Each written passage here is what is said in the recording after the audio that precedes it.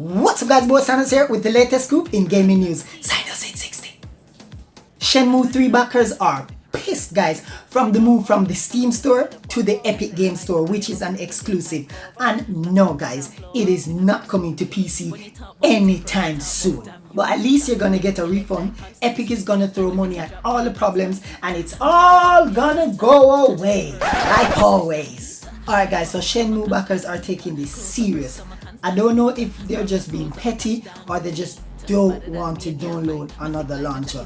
Can't blame them guys, because according to the notes right here, up until recently they assumed that the game will be going on Steam, the PC version. That is why, because everything Shenmue was on the Steam page. You had marketing materials, Steam key pledge, and then the devs, otherwise known as Yeastnet, just flip everything on them.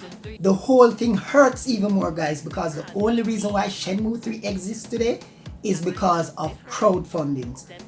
$7.1 million of crowdfunding money.